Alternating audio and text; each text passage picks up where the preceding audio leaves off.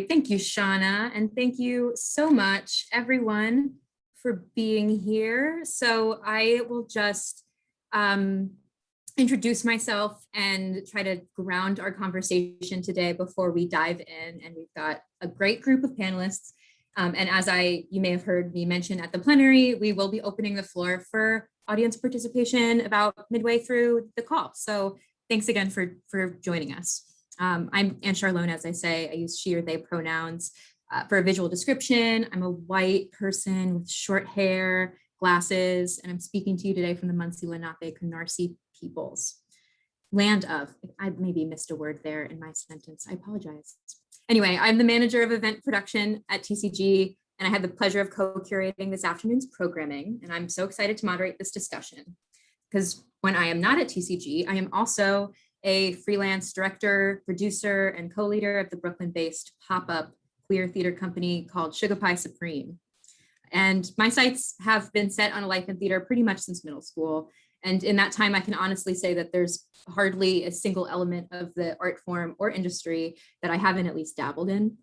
And my theater making ethic has always been multidisciplinary and collaborative. And I am excited to say that that's very often what I see in my peers. Throughout my 20s, I've found myself in this ongoing tension between this want of an artistic career as well as an administrative one. And the latter, I thought, of course, to be the more lucrative and stable path. And so here we are.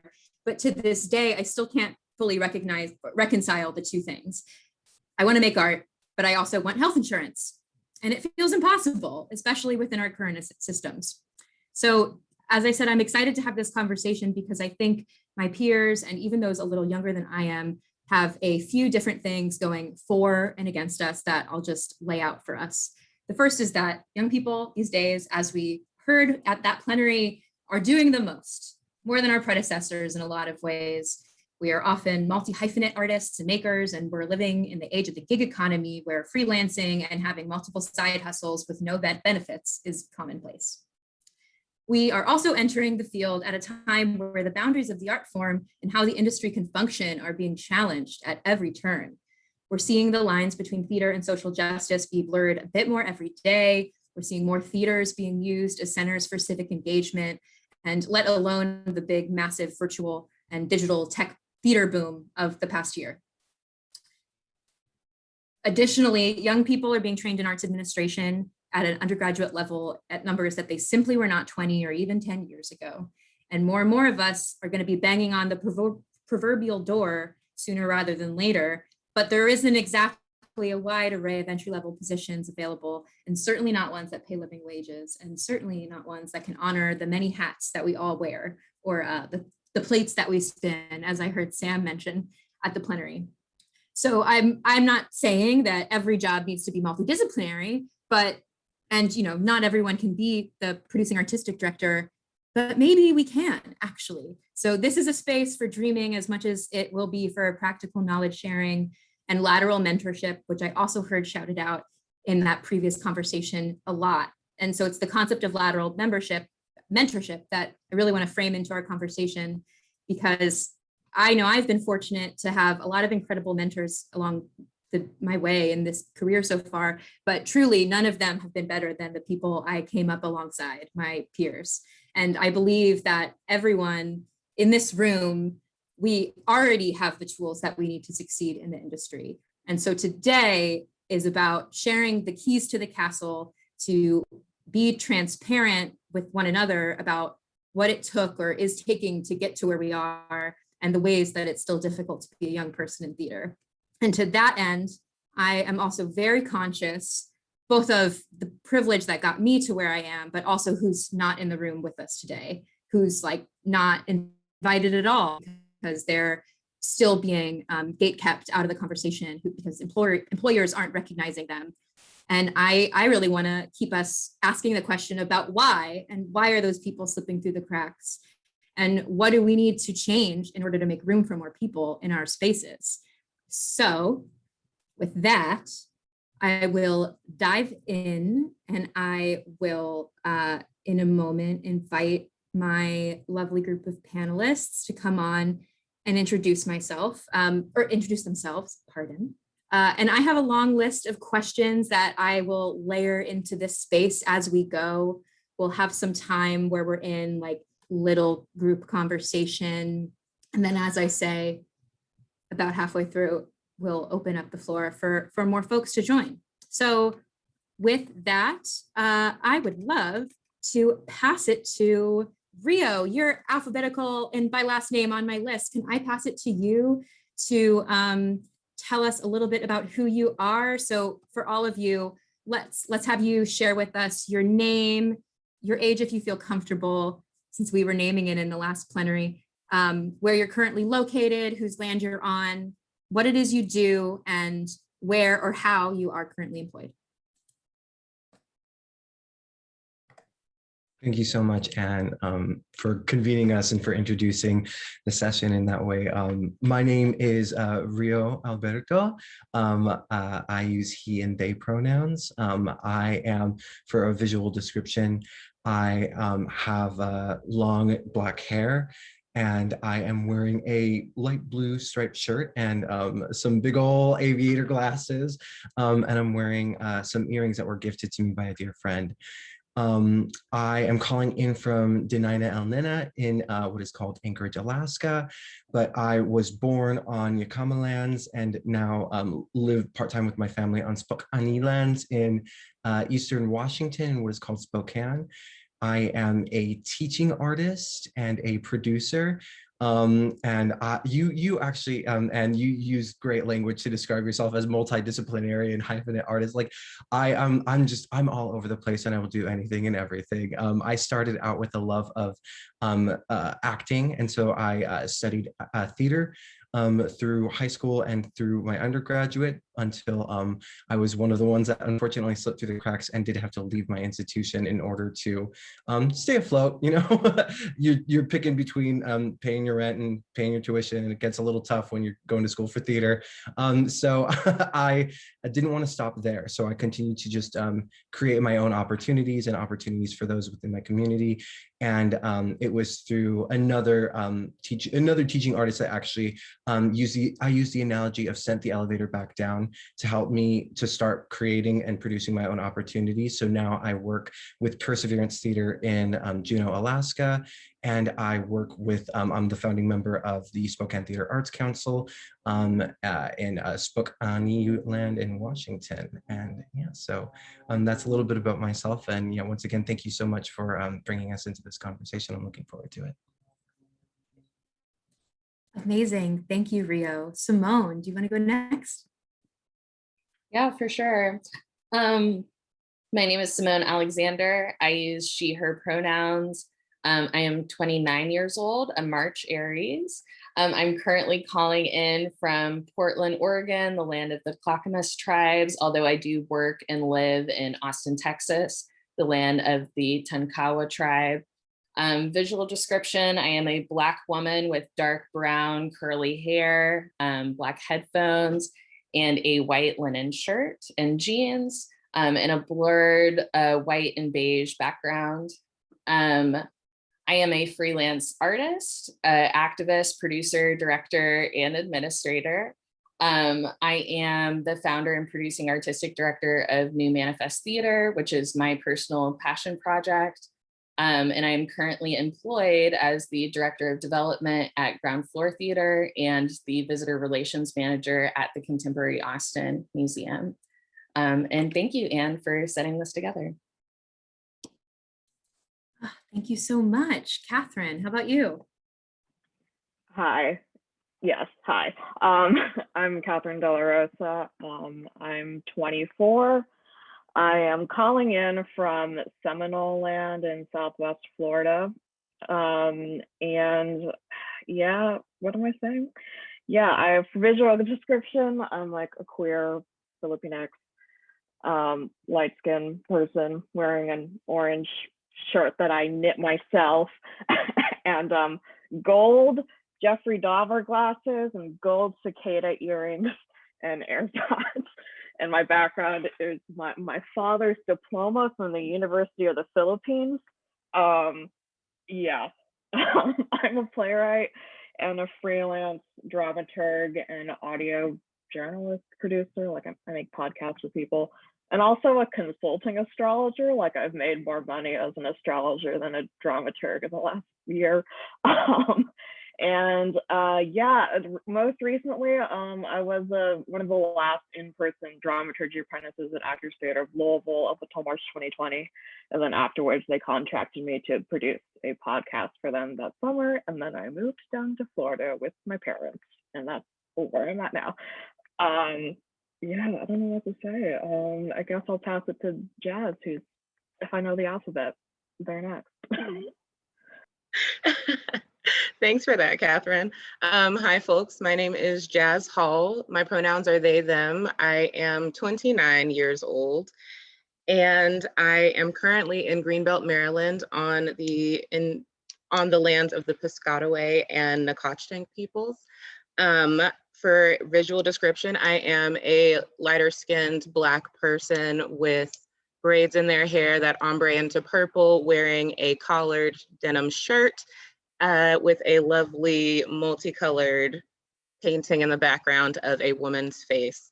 Gosh, I'm like, what do I do? What I do as an artist, I also claim the term multi-hyphenate. I am a performer, I am a producer, a director, a curator and creator of space for folks to gather and create art also. And tying all of that together with some artivism as well. And where I'm currently employed is the Oregon Shakespeare Festival as their producing associate. I also am the creator and curator of Womb, the creation space, which OSF is hosting on their digital platform, which is a space for queer independent artists of color to be able to come together to share, support, and create. And I am also newly titled the producing director of In the Margin, a artistic nonprofit made up of people of color who are honestly just trying to support each other and build community and protect and build community as well. Yeah, I don't know what else to say. And I forgot the alphabet, so I think it's Joey. Hello, everyone. My name is Joey Reyes. My pronouns are they, them, theirs. I'm 26 years old. I am calling you from the lands of the Quinnipiac, Paugussett, and Wappinger peoples, otherwise known as the Greater New Haven area in Connecticut. I am the executive assistant and one of the line producers at Long Wharf Theater, as well as the associate producer for the Soul Project, which is a national theater initiative dedicated to amplifying the voices of Latinx playwrights in New York City and beyond. I think, visual description. I am a queer and non-binary person of Mexican descent with mint green hair with my natural dark brown roots starting to show through. And I'm in my bedroom. So to my left is my bed, and to my right is a bookcase with all of my books. Yeah, I think that just about covers everything. I'll pass it to Ava. Hello, I'm Ava Rigelhaupt, she, her, hers. My physical description is I am a Chinese woman. I'm 24 years old. I have long black hair as well. I have bangs. Today I'm wearing a white button-down shirt, red lipstick. I'm sitting in front of a wall of a lot of books in my living room. Currently, I'm finishing up my time as an entertainment media communications fellow with a disability advocacy nonprofit called Respectability. They're located in DC and Los Angeles. And starting in June, I will be a Nickelodeon live action casting intern. So I'm a writer and actress. I'm currently located in Rhode Island, which is native to the Narragansett tribe. And I'm really excited and honored to be here. This is actually my second time speaking at a TCG conference. Last time it was in person in St. Louis. Louis, I never know how to say it. But thank you. Did everyone go, I think? Yeah, I think we all did. Thank you all so much. What a pleasure to hear about everyone. And oh my God, Nickelodeon, talk about a childhood dream. So very, very cool. So we will dive into this discussion. I think we're going to split our panel into two groups because we really wanted to be like in kind of back and forth dialogue. And and just see how that goes. But we'll split into three, and then we'll flip out the three. And then, as I said, at about 4:40-ish, we'll start to bring other voices into the conversation. So stay with us and get ready to jump in a bit later in the convo. But for now, let's just go to Jazz and Ava and Kathryn. And I want to reframe us. The first sort of set of questions I have really are a little deeper into the how you got here question. I know like my journey to arts administration and this like multi-hyphenate life that I have been living was an interesting one. And because I feel like I entered the arts administration world. Wow, my words. I entered the arts admin world by accident through an internship that I did merely because people outside of theater told me that like I should be doing internships in colleges. But my theater education had really only directed me towards like, you can be an actor, you can be a director, you can be a stage manager. I really had no idea that there was this whole other ecosystem of marketers and producers, fundraisers, dramaturgs, all sorts of stuff. So I kind of just want to ask like how it is you learned about what it is you have come to do. Was it like in a formal education setting? Did you find out about it from somewhere else? And if you could talk a little bit about, like what inspired you to choose that path. I'll leave it there for now and pepper in more questions as we go. But Kathryn, as a dramaturg, and as I wore the dramaturgy hat a bit, or sometimes still do. And it got shouted out a lot at the plenary earlier. It also got shouted out by Eric Liu at our opening plenary yesterday, which my heart soared because so many people have no idea what it is. I felt like it's a big mystery sometimes to non-theater folks, but I would love to go to you first for that question of just how, I know you're a playwright also, but how you got on this path. Oh God, it's a story. It's my life, I guess. But yes. Oh my God. I'm so sorry for all this prefacing. Hi. Okay. So I didn't grow up doing theater at all. I grew up in rural Kentucky, didn't see professional theater until I was like 16. And then I went to college for journalism because I wanted to do English and like poetry. And then my dad was like, absolutely not. So I entered college as a journalism major. And for like my first semester, my freshman year arts credits, I took like the classic like theater intro classes, like intro to theater, and then like a script analysis class. And this is at Indiana University, which had at the time a big, like very old PhD in theater history. And the PhD student who taught me script analysis basically roped me into dramaturging a main stage production of a documentary play because we had read Twilight Los Angeles 1992 in class and I was being a journalism major. So I was like, oh, this is interesting. I was being annoying, essentially. And then I got roped into doing like, graduate level work on productions as a sophomore. And then the other piece of it is like, this is Southern Indiana and I'm from Kentucky. So like my theater department made a big deal of like going to the Humana Festival every year at Actors Theater of Louisville. So yeah, just like I was really proud and felt very like I kept saying like a loaded word. I kept saying it was my birthright to like work at that theater because I'm from the state. It was integral to my undergrad theater education. So I really very narrow-mindedly went through college like I'm gonna work there, and I did. I guess. Yeah, but I guess the answer is I learned about dramaturgy in a script analysis class as a freshman from a very a mentor. Like her name is Bridget Sundin.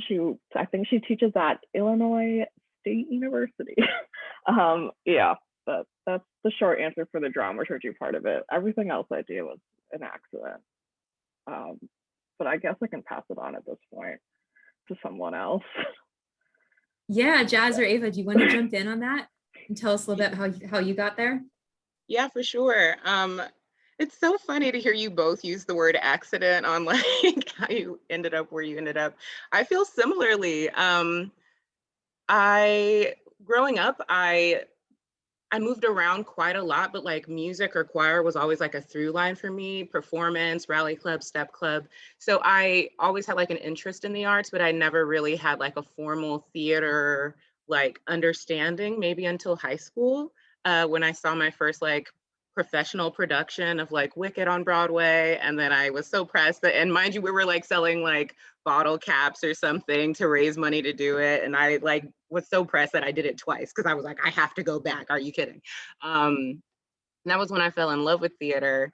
But yeah, so I started out initially just like as a vocal performer, went to undergrad at Howard University in the DC area for musical theater. And that's what I hold my BFA in. And then thank goodness for like mentorship and people who like see you and see the light inside of you and who are like, you know what, I think you might be great for this opportunity. So one of my professors, Raymond Caldwell, who is now the artistic director at Theater Alliance in DC, had formerly worked at Arena Stage as a fellow. And so told me about the program and encouraged me to apply. So directly out of undergrad, I did a year as the casting fellow under Amelia Acosta Powell, who is now the associate artistic director at the Rep in St. Louis. And that was an amazing year. I learned a lot. I also was like, nonprofit, what? Like, it was a lot of culture shock going from an HBCU to an institution of that size. And so I actually like learned a lot and then was like, I think I need to take a break to like figure out where exactly in this machine I see myself, because like as a person of color and as a queer person, what I care about is like building community and spaces for folks. And so like trying to figure out like where in the room, in what position, like do you have the most access to like have a say or power, right? But I'm not interested in like wielding power. I'm interested in like how we're able to bolster each other up.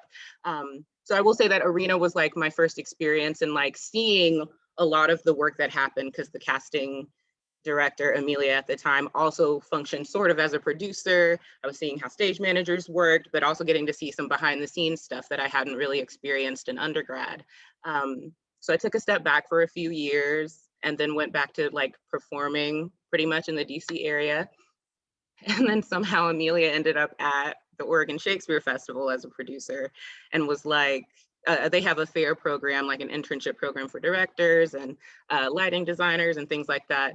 And pretty much was like, I have a director who needs someone and I think that you're the person for them. So just come assistant direct this show. And I was like, okay, sure. And so what I thought was going to be like 2.5 months in Oregon assistant directing has turned into like 2.5 years, where like I got an offer from the organization to work as an assistant to one of the producers and have matriculated to the position that I'm in now. So it was a lot by accident, a lot happenstance, and like being in the right place at the right time, and also knowing people and like building strong artistic relationships with folks who have that same vision in mind on how we're able to like build and bolster community. But I definitely did not expect to end up where I am now, for sure. Yeah, wait, did I answer the question? Ish. I think you did. Yeah, we're free flowing awesome. here. How about you, Ava? So I had like a concise thing, but I'm going to add some different things in, since people were like going back to their childhood. So I grew up in Columbus, Ohio. And long story short, because I didn't like summer camp, I had to try to, my mom was like, all right, Ava, you got to figure out something you're going to do during the summer. You know, you're not just going to sit on the couch all day and take naps. So that's how I got started in theater, like, you know, like summer theater in Ohio, just small little junior musicals. And I always really loved acting. That's how I figured I loved acting. And I was always telling stories before I could write. And so that's what got me started in acting. And then I continued it through middle school a little bit, studied acting in high school. And then in high school and then in college, I went to Sarah Lawrence College, which is in Westchester, New York.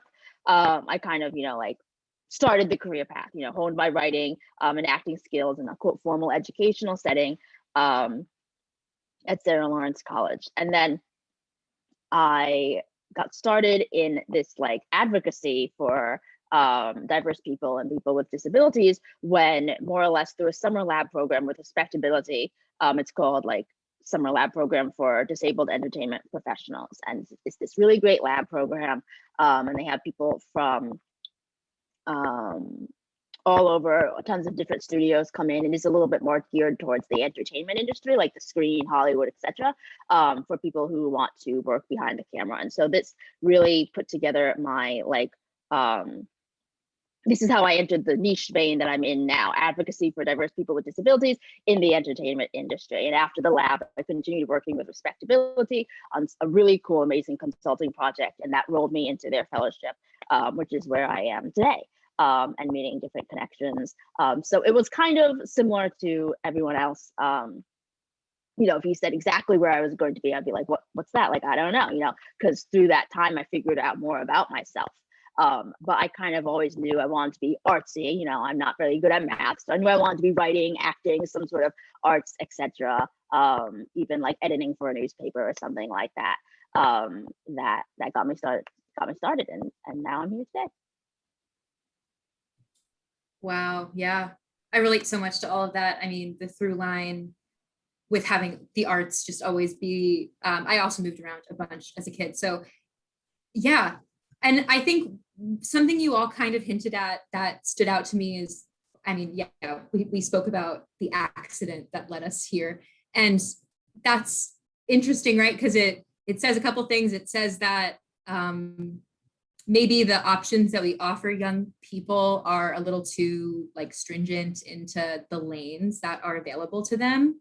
And I think it also, it strikes me as something that like, well, maybe, I mean, Ava, with you, and I think even probably more with, some of our other panelists later, it sounds like the linking together of these different worlds and, like not something that was explicitly related to artistry and the, bringing in more of like artivism that I know many of us on this panel, I think, are engaged in. I'm just curious, you all mentioned like you had a mentor that sort of said, I see this in you, you should drive this forward. And I'm curious to hear you all talk a little bit about that. And earlier in this panel, earlier at the plenary, I heard the panelists sort of share that, when you do have someone who like is giving you that, I see your full self, I see all that you are, it really is the thing that's needed to kind of let you step into that in your own space and to fully embody your best self, for lack of a less cute way to say it. So I guess I want to move a little bit more into the mentorship thing and say like, were these peers who were pointing things out? I mean, I know from my hand, like a lot of the time it was a mix. Sometimes it was a peer who was just like, Anne, you're really good at this, you should consider doing this. And sometimes it was someone older, but do any of you want to jump in on that first? I'll take it if not. Yeah, sure. For the most part, my mentors and folks who were able to like speak life into me, like, yeah, it happened with my peers. But my mentors ended up either being like professors or people that I got to collaborate with and work under, but it was always in like an artistic capacity. So like they had the ability to kind of see a wider swath of like what I was able to bring to the table, as opposed to like someone who only looks at you for like the title that you hold or like the responsibilities that you're supposed to have, right? Like, so I've always found that really helpful, to be able to have somebody who can see you and speak to that inside of yourself, and also like speak to things that are already there, like talents or skills that are already within you. It's not like you gain them by osmosis, right? It's like life experience. Because that's one of the things that I wanted to say in my initial answer is like, I like growing up, moving around a lot and stuff with a single mother, like having to navigate like financial places and stuff. I kind of have been like producing my entire life, like at home for my family, and didn't realize that it was actually a skill that I could use to like bring art to life or like do for other people. So it was really great to have folks be able to reflect that back to me. So one was like a collegiate experience, and then the other was in a work experience. And, you know, just like shout out to folks who want to like send the elevator back down, to use some language from earlier, who are like, you know what, I see you, and I bet that you can do more than you know that you can. And so like, let's suggest that you throw yourself into this like bigger pond and see what happens. For me, I think my mentors were, now I just lost my train of thought. Oh, I knew what I was going to say. I also actually have a single mom. And she, like, from the beginning has helped me, always encouraged me to pursue my path. She's also creative a little bit. She didn't know anything about theater. So she became like a theater mom, you know, like helping with like costumes and stuff like that. Because she's much more graphic design, so visual. So she knew more of the visual stuff when she lived in New York, but she was like, hey, like, I'll learn about theater, I guess. And so she helped me with like way too many things to mention. And for me, my peers didn't start being a mentor until basically like now, until a little bit in college. Definitely not through high school and middle school. That was mainly teachers, and still I think most of the time I love this lateral mentorship, because yeah, it is only really starting. A couple of people I can think of that I work at with respectability, who are like it's similar in age of me. That's right, how do you say it? Anyway, the lateral mentorship has really started now. Most of the time for me, mentors, even if they're just like my mom or my mom's friends, or actually like TCG Amelia Cachapera was a mentor because I was I connected with her through being a founding member of this new neurodiverse theater company that's in Rhode Island. And through that work, etc., I also learned about myself and learning about the intersections of like artivism, as we're saying, and also like, you know, putting those passions together. And so most of the time my mentors are just a hair bit older, and people similar who like quote send the elevator back down. A lot of people at respectability. Also, what I really love is that they in meetings, etc., they have their fellows also join in for the meetings with like the quote like big people, like the producers. Like just because you're a fellow doesn't mean that you don't get to speak. And I think that's really great. And so I really love that my mentors are starting to be people in my age range, and just people that I'm like connecting with, and they're like, oh, I know this person here. You want to learn about what's being a writer's assistant? Oh, I think I'll reach out to some people that I know, etc. And that's really starting now. My mentors for a while, and still think will be people that are a little bit older. I don't know. I've always gotten along well, sometimes with people that are older than me, because I'm always like a little bit quirky. And so, yeah, that's who are my mentors at the moment.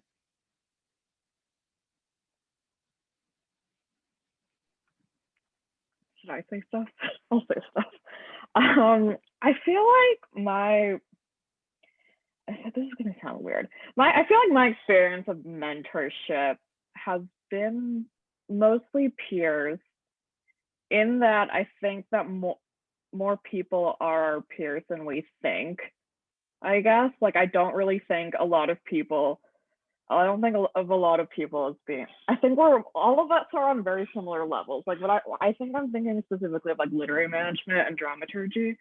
And this is kind of in a kind of a really horrid, grim way of like, yeah, in the plenary, as being like pointed out, like the first people to get laid off were literary managers and literary associates at major theaters. And now, like, as theaters are coming back, there's like we all know, like, when there's a dramaturgy job posting at a theater, and like there's two theaters recently. Look at my nails are black pink. Okay, anyway, there's two theaters recently posted literary management jobs, and it's just like, I know, I mean, I'm not applying for them because my whole dramaturgy and like relationship with institutions has changed a lot, but like there's two theaters have recently posted dramaturgy jobs, and people I would consider my peers who are like under 30, who are like have come out of apprenticeship programs or have come out of like MA programs or MFA dramaturgy programs. They're applying to the same jobs as the people who are listed as like their references for the like they're all applying the same job because there are no dramaturgy jobs. So I really don't think like I'm not just dramaturgy. Like I do every collaboration I've had in the last year, like mostly as a freelance dramaturg, have been from people I would consider friends who may be a little older than me, like people in like their 30s. And I think a lot of it is like, I don't know, I've never made friends my own age. And also in my undergrad at IU has like just a whole mess of many MFA programs, so most of my friends are grad students.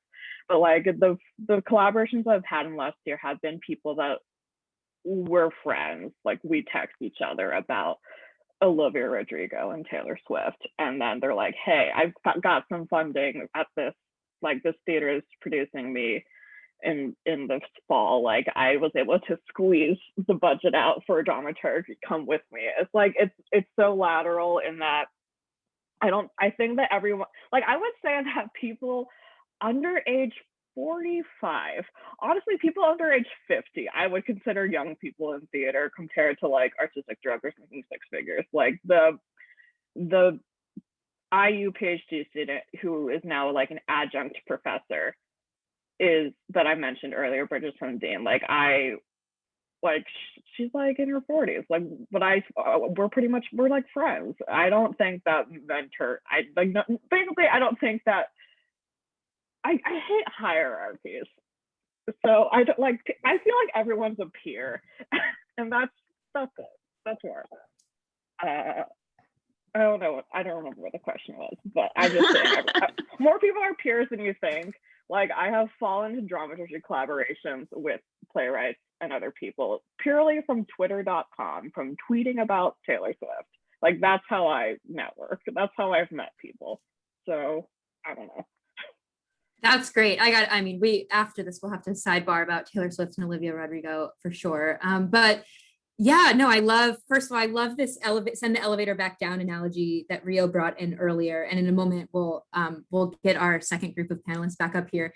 But yeah, so much good stuff that I'm hearing. I think it's so true that like, what is age really? And I so agree with you, Kathryn, like the hierarchy, and it really does continue to get blurred. And, you know, we did want to frame this programming today. You may have heard us talking for like the late stage millennials, early Gen Z, millennial Gen Z cuspy babies. I definitely have felt like my mentors who are like 10-ish years older than me, it is kind of, they do feel like peers. They do, you know, there is like a point, and especially because all of us are kind of trapped in the gridlock of this industry, and like our most elders are not retiring at the ages that they were retiring like 20, 30 years ago. And so everybody's stagnant. So more and more, I do think like the age hierarchies will just be obliterated as like, you know, the distance between like 25 and 45 continues to get smaller year after year. So yeah, with that, I do want to kind of transition, as I said, and Shauna, if we could say goodbye to this beautiful group of three and get our second group, and to Ava, Kathryn, Jazz, you'll have an opportunity to come back into the discussion a bit later.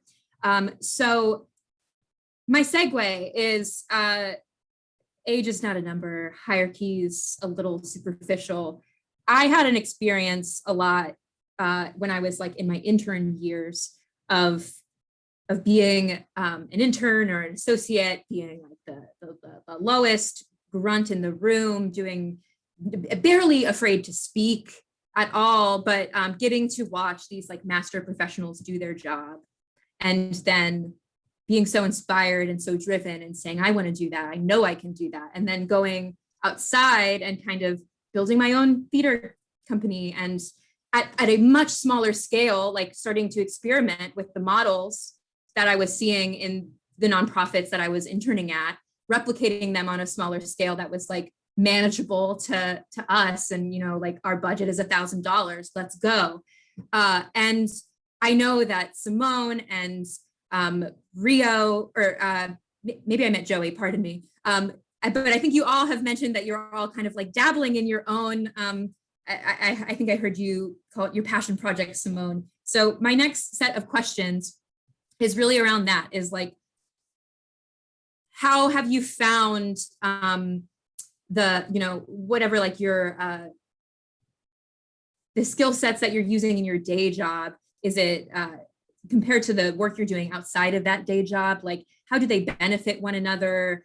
And then and that can be like your non-theater jobs too, because I know Rio said that you have had to find work outside of theater as you go to make it work, to stay afloat. So I'm gonna leave those like provocations there and look at my beautiful panel and say, do any of you want to jump in first?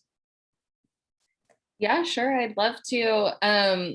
I love what you said, Anne, about starting your theater company and using the tools that you found at work, because that's definitely how I've been inspired to create my own theater company.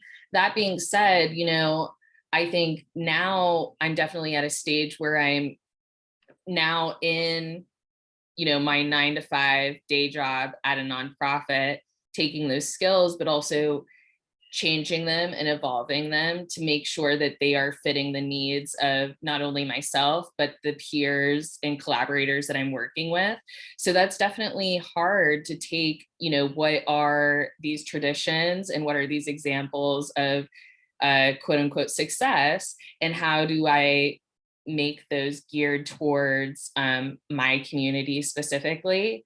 So I think with non-theater jobs, even seeing examples of sustainable resourcing or community collaborations and grant research and finding those funding opportunities. What do those look like for established companies, organizations, and how can I apply that, or how can I make sure that my company is in a good position to create a proposal and create this strategic plan for the long term that says, yes, we want to go out for these grants. Yes, I understand we're not 30 years behind our belt, but this is what we're thinking long term. This is what we're thinking about serving our current community, the people who are currently not being served.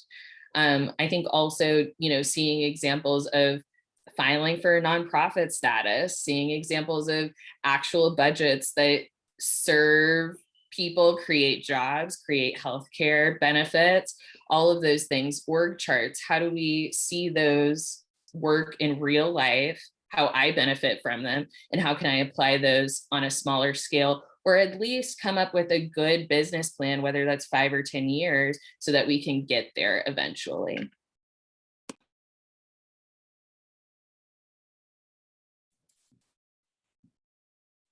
Absolutely. Yeah, I love all of that. At what point do you just the revisions and the models, and I love what you said about just continuing to make room and adjust what has come before us. Joey, do you want to jump into that? Sure. In particular with this question, I think I'm in a very unique position where in the last 5 years since I've left undergrad, I have rarely not had some sort of position in theater, aside from when I first moved to New York City, since I'd never even been to the East Coast at that point. But what helped me survive was the fact that I had built relationships with people in the previous positions that I had before that allowed me to find some work when I was sort of getting started. So I think for me specifically, that I have always relied on my relationships. And what helped when I first came out, my very first professional experience coming out of undergrad was a fellowship at the American Conservatory Theater in San Francisco in general and company management. When I applied for the position, I would not have been able to tell you what that was. It was so brand new to me. But what helped was I had spent most of my undergrad, most of undergrad working in hospitality, very specifically catering. And so what ended up happening was all that skill set that was developed over those 3.5 years of learning how to serve people food and also, you know, set up and tear down events, and just having to be able to interact with very different personalities. You never know what you're going to get. That translated so well when I started company managing, and through that company management, developing relationships with artists who are all over, very often from New York City, to then, you know, about half a year after finishing my fellowship, when I did finally move to New York City, I was able to reach out to some artists that I had company managed, and we had become really great friends, and became the personal assistant to one of them for a little while. And then she connected me to friends of hers that needed their dog walked and that sort of thing, you know, these sort of like survival tactics essentially. And eventually that led to positions working at the theater at the Soho Playhouse in Soho, working like house management, and sort of just that like snowball effect of meeting more people and just showing up to do the work, and using the skills that I developed and trying to transfer them over as much as possible. Especially when you're, you know, I mean, and again, dealing with artists is a whole separate thing compared to dealing with patrons. I feel like those are two very fine skill sets. But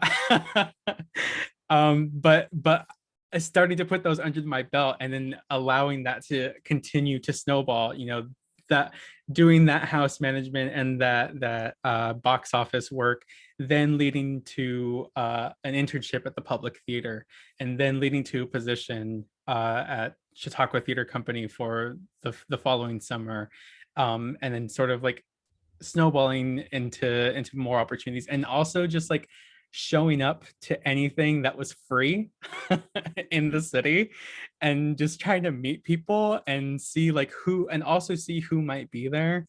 I mean, that's kind of how I ended up meeting Jacob Padron for the first time, who is now my boss for both of my positions at Long Wharf and at this whole project. And so just because our field relies so much on relationships and interpersonal interactions, it's really, I think it's really, really important. And theater is such a great tool in learning how to really like discover that nuance of human relationships. And I think it's like the only way to really embed yourself in that, and because it's required across the board, whether, you know, in all departments of a theater company or whatnot. But for me, that's sort of how my life experience, my work experience has unfolded, is based off of relationships, and also like finding out about opportunities, like being able to become part of an art equity national facilitator training cohort. You know, someone I had met and started to get to know reached out to me saying, asking if I would be interested in participating in the training, and that then allowed me to become part of this network of folks who are all over the country, including Canada, right? And then all of a sudden knowing artists in all different areas and states.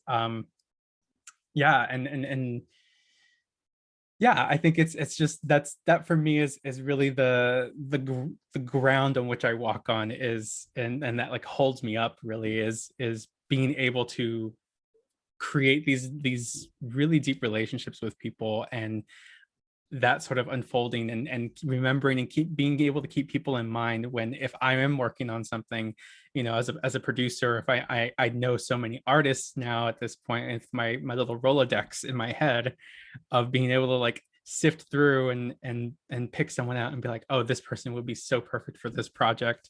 And especially now being in a time and using this opportunity of being in virtual space to collaborate with artists from all over, and not just, you know, within the New Haven or tri-state area, and being able to give more opportunities to also, you know, I mean, like my passion is to give opportunities to queer, trans folks of color, and being able to like use this time now to like build up a platform, so that way when and put them out there, so that way there's really no excuse when things start opening up soon, people are like, well, we don't know where these people are, or we don't, like there's really no excuse at that point. And just like really learn how to develop relationships with artists and sustain them and treat them with respect.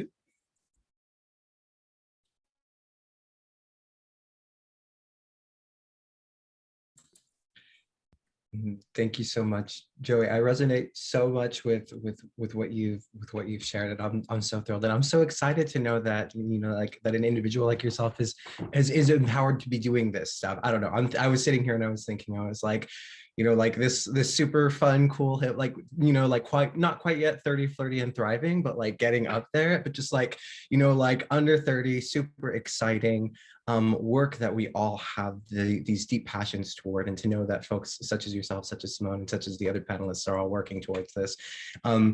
Here in Alaska, it can feel a little bit isolating at times,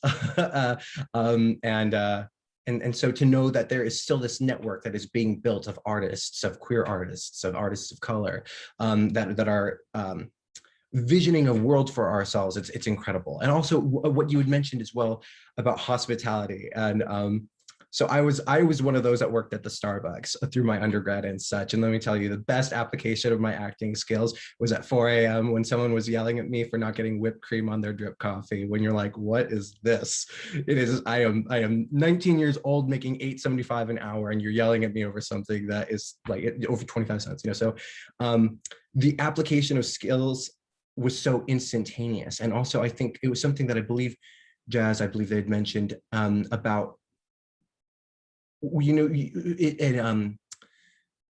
some of us, our lived experiences translate so easily into things because we call it producing. I call it getting stuff done. Like, it's got to come together. It's got to happen. I got to figure it out. So we got to do it. And then it's like, oh, wait a second. Oh, this is producing. Okay. Or like, I think of another thing is just, la comunidad, that I was raised in, we took care of each other. And then all of a sudden the language was mutual aid now. And people are like, oh, we're talking about mutual aid. And I'm like, oh, that was just caring about your people, wasn't it? Just like being there, right? And so there's this move towards these concepts and these values that I was raised with, that I am now here in my mid-20s, having the opportunity to apply them to the work that I'm now trying to do. I had started it in Starbucks, but thankfully I was able to leave from that space. And I'm now working for, I worked in retail for a while. And one of the pieces of another tidbit of knowledge that was shared with me when I was attending my undergrad in Chicago was apply for everything, learn everything, apply and do literally everything. And I did. I just was, and that was, I left Starbucks, went into retail, did a little bit of retail management there. And then as an actor, I'd made some connections to others, and I just applied for a job as a marketing associate or as a development associate. And I know nothing about development. I'm a nice smile and some great energy, and people were familiar with my face on stage. And I was able to leverage my relationships with folks that had, paying jobs in administration in this professional theater company. And they were able to educate me and bring me along. And it was sort of on the job training. And that was how it got started, was someone really did, they reached up and they said, you can do this, you can figure it out, you can learn. And more importantly, you have the willingness to learn. You have the energy behind wanting to learn. And it was in this institution, actually, that I would say it was probably the second most damaging place to my identity outside of the educational institutions. I think as artists, we can sometimes be apprehensive to name abusers when they happen to also be our educators. But that is a reality that we have to grapple with. People talk about wanting to decolonize certain theatrical spaces, but when we look at the institution of the university, you can't really decolonize a concept that was born in colonization. Theater, the American theater, is of course a colonialist construct. Storytelling, thankfully, predates all of that, and we are natural storytellers as human beings. And so the the damage that was done to my identity within these institutions was only followed up by the damage done in the professional American theater when I got this job in development and had a woman look at me in the eyes, a patron, a donor. So, you know, we were chatting it up and she congratulated me on not speaking Spanish. She said that it was great because oftentimes Mexican women will come over and they will have a bunch of children and none of them can speak English. And I was there with the artistic director and the development director, and I was not defended. We laughed it off and we chuckled and I was mortified. But that was important because that was where the artivism began, was because I recognized that in addition to the need for me to create my own opportunities for growth coming from, the economic background that I come from, it was then another lesson of like, okay, now being a queer person of color, you are going to have to make your own opportunities because within this colonialist construct, people are not prepared to make way for you. People are not prepared to, they don't know what they don't know. And so what instead I need to do, and this was something that was echoed in a few weeks ago in the We See You White American Theater convening, was I needed to identify what I do within my community, which was a storyteller, which was an organizer, which was an artist, and I needed to do that very well. So through the peers that I had made within, of course, the institution damaged me, but it also gave me great relationships with other like-minded artists. And so we started networking with each other and saying, okay, you're doing this thing, you're getting this job, you're getting this gig. We're working in our pieces, but we are committed to building something together. We're going to go at the pace of humanity because we recognize that we don't have the most money, we don't have the most time, we're doing other things right now, but we're going to commit to this vision. So the work that I've been doing with the Spokane Theater Arts Council in Eastern Washington, it's been years in the making, years of convenings and meetings and town halls and forums and talkbacks and all of these things coming together so that we can, this summer we are launching our inaugural production. It's been a long time coming to get to this point, but the Lateral Mentorship was key in not only getting me to a point where I could talk about fundraising, talk about dollars, talk about marketing myself as a reliable, creative, that people can invest in, and learning more about production, about organizing a board, even just like the practical skills that we all know now about like sending the Zoom link, sending the calendar invite, taking the meeting notes, like learning all of that on the spot while also working at Urban Outfitters, and also, like clocking in at Starbucks and doing the thing over the years.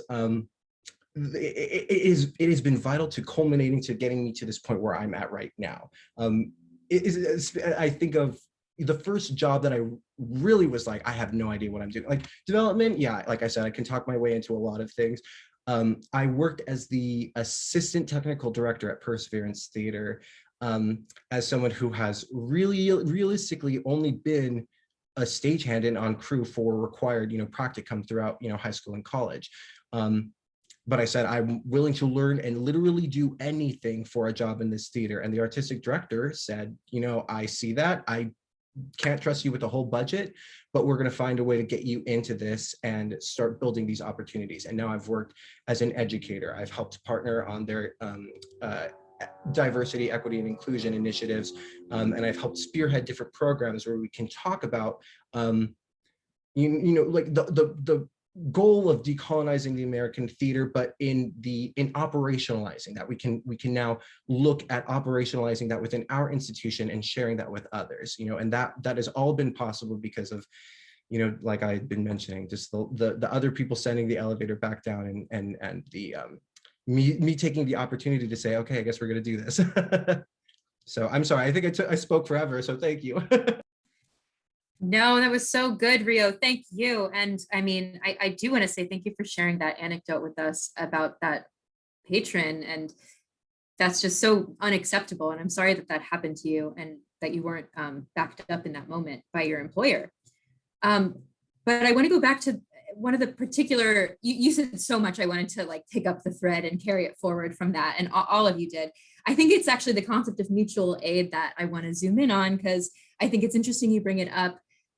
It's a very buzzy thing as of the pandemic right now. I mean, I know that these were words that were barely in my vernacular 14 months ago. But I think that's it's a concept that feels so like natural to our generation at this point, and in a lot of the ideals that we all, in my opinion, seem to lead with. And I think it's really related to the sending the elevator back down idea, and even what you said about going the pace of humanity and just understanding that, you know, if we're really here to like want to have impacts in our communities, yeah, we do need to, you know, make livings, but you know, at what cost do we still need to be doing it in a way that's like reflecting the capitalist systems that we know are harmful, and like they're connected to the harm that you described, Rio. And so you know, I'm looking at the clock and knowing we have to wrap as close to 5 as possible. So, you know, this conversation's been great. I do want to offer that if there are any, especially like 30 and under folks in our audience crowd, if you are interested in like diving into this next little portion of the conversation, please feel free to hit the raised hand button on Zoom. And I actually will go ahead and just invite my other 3 panelists to come back on camera if you want in this moment, because I'll try to like ask us some questions to dream forward a little. And so, yeah, man, how do I even get to the dreaming? How can we make more space for our full selves in our organizations? How can we like get better at that thing we call work-life balance? How you know, like in your mind, what's your biggest dream of how leadership and mentorship can be shared, and how our theater spaces can just become, you know, like more welcoming to the many hats that we all wear? I'll stop there.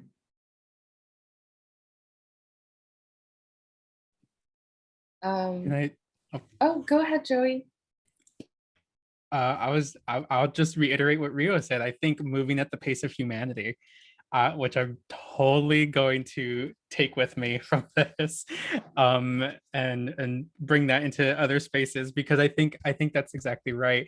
I was reading something recently where someone was talking very specifically about sort of the intergenerational approach to EDI work and how it's very different, you know, compared to millennials, Gen X, and the boomers.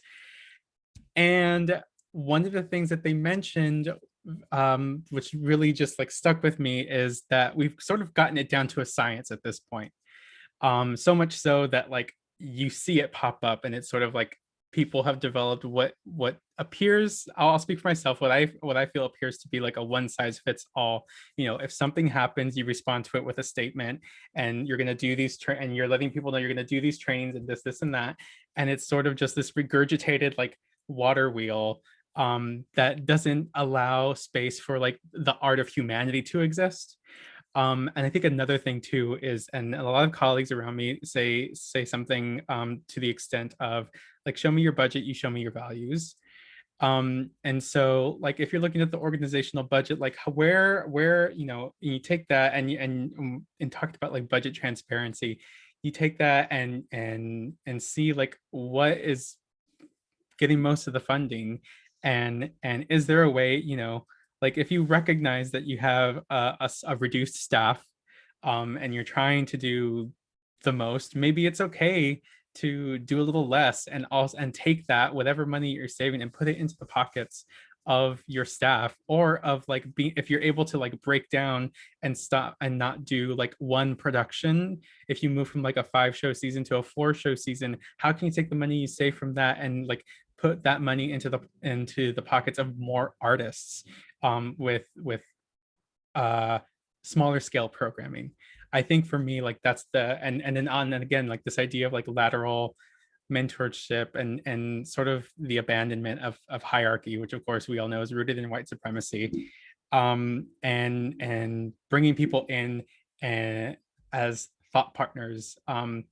Though I am in positions where I have supervisors, I don't necessarily feel like, in other experiences that I've had, I now don't necessarily feel like I am underneath someone because I'm invited into these like larger and tougher conversations because I am, and I know that that is because they value my lived experience as a human being and want to hear from me and see and like see what I can provide to the conversation.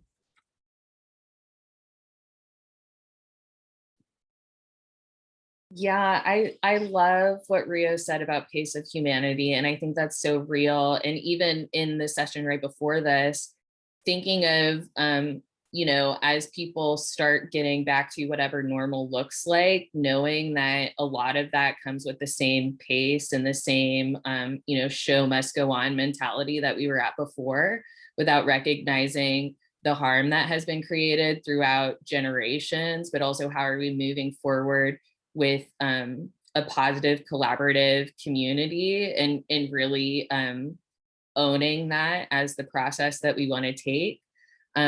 I think those are all things that I would love to see leadership approach going forward. But like Joey mentioned with budget, I would just also like to say out loud that GuideStar is free. 990 tax forms are open knowledge that is Googleable. Please look that up for your organization if you are concerned about budget cuts and where those cuts are coming from and who has the budget at the top for their salary and what that salary looks like. Because I think in reality, having that transparency is so informative for us moving forward, especially within this generation. I think a lot of us start new initiatives with such ambition and inspiration, and we feel like with this scarcity mentality, like it can't happen because other organizations are, really monopolizing that. But, call them out. I think transparency is extremely important at this stage in order to move forward and create the world that we want to work in. And I think especially as a woman who thinks about, families in the future and how I can support myself and how I can quote unquote have it all, that's important. And it's also important to create the world and create the collaborators around myself who want that world as well and want us all to be accepted and make space and room for everybody involved. And I guess I would just like to close by my favorite quote, which is an Octavia Butler quote, which is, all that you touch, you change. All that you change changes you. The only lasting truth is change, and God is change. Thank you for that. We're at 5. I want to give space for Rio, for Jazz, Ava, Kathryn, for all of you to answer that last question. We'll go a few minutes over. I'm going to say it's okay.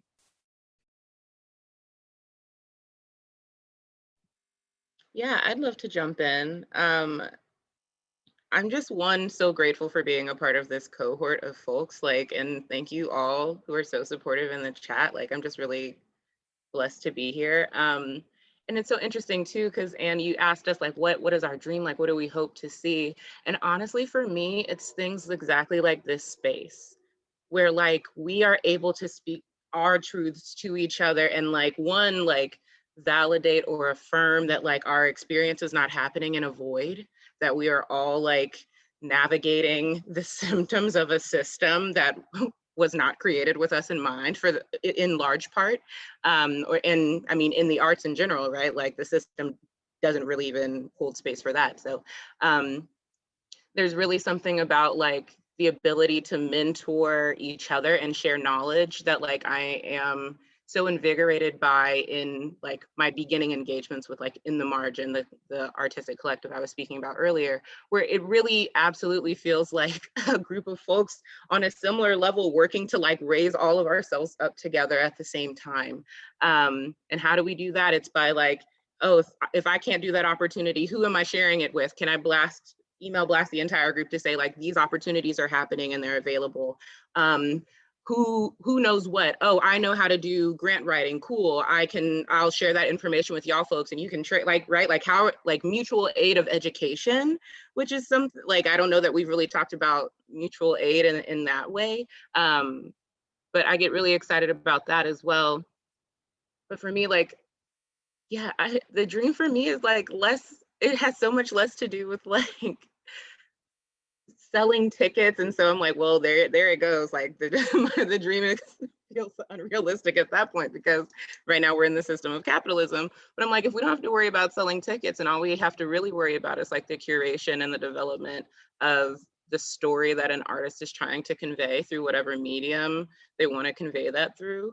That's what I get excited about, like people's like heart of their art, like at its core. And that's what I try to uplift and sponsor through my creation space, Womb. And so I'm just really interested to see how and if and when that trickles into, or well, I don't even know if it'll have the opportunity to like trickle into like nonprofits as like the system stands currently. But what I am excited to see is like the response to the last 14 months, is like Simone mentioned, I think, where like there are these groups of people, like folks like us are creating our own organizations, and we're having this experience inside of a model. And so you get to kind of like take the bits and pieces that work for you or excite you, and you know, start there and run forward and kind of see where you end up. And so I'm so excited about this space of like discovery, especially when that's built out in rejection of the system as it stands. So I mean, I don't know what that ultimately ends up looking like, but I'm so excited to see where we all go, where it lands. Absolutely, Joey.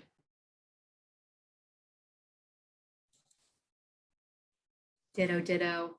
Yes, Joey, you're getting love in the chat. Do you want to voice anything to that?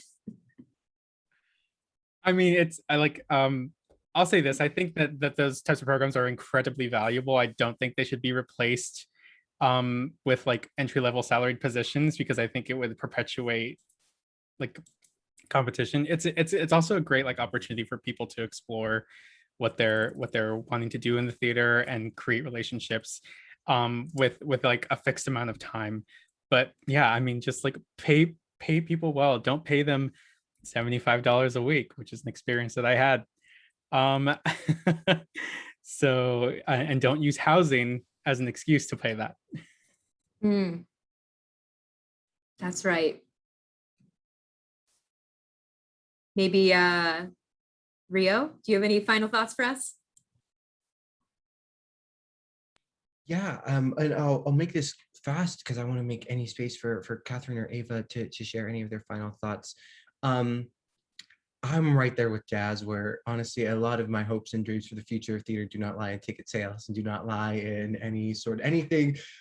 I'm like, it's all imaginary anyway. At the very core of it, like I said, storytelling is the heart of what, like, I am a storyteller, and that is the role that I have a community dream, you know, like I have a dream that, you know, my role can be a storyteller in the community, and that storytelling as it exists can be reclaimed by people, right? And not to blast Broadway, because, you know, I saw Catch Me If You Can, I saw Wicked, I thought it was thrilling, I lived, and I didn't see that until I was like 19 years old, you know. And so it's like I covet that as much as anyone, but my I hope that there are stronger stories that are carried forward through our generations and our children, because, you know, that's how we've passed on our knowledge, our ancestral understanding of each other and of the world that we live, is through our storytelling. And I hope that I can be a part of leaving behind some strong stories. You know, not that Mean Girls on Broadway is not the strongest story to tell, or Clueless, or you know, what have you, but I hope that there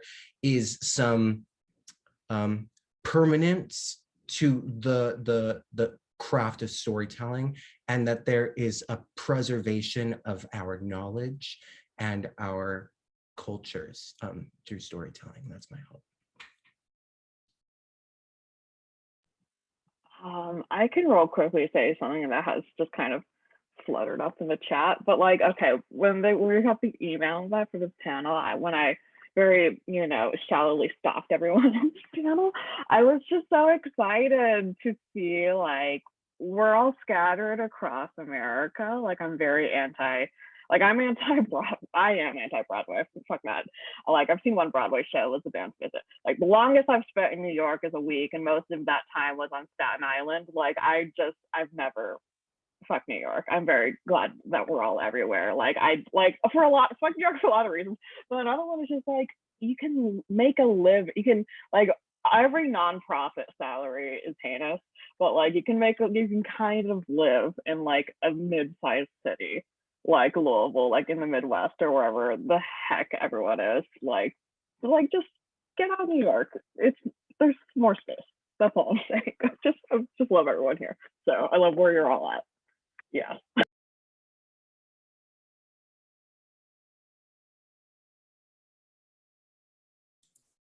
Thank you, Jazz. Ava, any final thoughts for us? Yeah, I was conglomerating them as everyone was saying. They're different things, and I think that to make theater like more accessible and inclusive, I think all the people that are like right here is, as many people say, these like all of you to become the people behind the desk, to become the people making the decisions. And then, because the person making the decisions, green lighting the plays that are on, they get the money, etc., then we will bring our stories. We will bring more of the diversity that we like to see, and we will have the say and the power to do that. And then we will, not in a bad way, be the gatekeepers, but then we will want to open the doors to more people, more diversity like us, and that's why I think mentorship is really important, because then you can mentor other people. And as I think we keep saying what Rio said, like bring the elevator back down for other people and bring more people into the spaces as well. And I think also one of the things that I really like is if you start like a production, just simply asking everyone what they need. What do they need to do their best work in this space, whatever space it is, and to make them comfortable. And I think that's really great. And it sets a tone for that. You want to accommodate everyone the best you can. Yes, yes, yes. Asking everyone what they need, sending the elevator back down. All of these, I hold all of those ideas so closely, and I want to thank you all, and I want to say thanks for sticking a little late. Thank you so much to our ASL team for hanging with us, and to our amazing panelists for this conversation. To close, I'll just say, like, I do kind of love that we are sitting here continuing to ask questions about what's next, because while we don't have the answers, I think what Sam lifted in the plenary earlier, none of us has a real solid idea what we're doing. Our elders certainly don't either. Everyone is making it up as we go. And, I think if I can try to like invoke Rio one more time, it's storytelling. It's all of it is make believe, and let us not have a crisis of imagination be the thing that keeps us from making our ecosystem around storytelling stuck in the way that it always has been, and in a system that isn't looking out for more and more people to continuing to get in. But I feel very strongly that I want to send up and down all the energy I have to bring more people after me into where I am, and to continue to build community with the people that are older than me, above me, in non-hierarchical ways. And I'm going to bring my rambling to a close, and just to say thank you all for being here one more time. This was so lovely. Thinking 7 generations ahead. Yes, I do hope that we all can share space and see each other again, and the continued conversation around our hopes and dreams for the future of the American theater together. And I all know that we're going to be killing it for generations to come. So thank you all, and have a great rest of your evening. Please check out the other sessions starting in a few minutes. And Shauna, you may have some closeout notes for us, but no big deal if you don't. No, all good. I just wanted to leave the faces of these amazing panelists and Anne up for everyone to see the future, the people that we are looking to and for. Thank you all for your generosity today. I left a little feedback form in the chat if you want to check that out. We would love your feedback. We'd love to hear from you. Also, our gala is next week. It's Pay What You Will, which means that you can pay nothing to come and experience the joy that TCG has to offer. We want to throw a party, and you're invited. Please consider coming. You can find that information on our website. And with that, I will say adieu. Thank you to our ASL interpreters as well for your time here. We'll see you all. Take good care.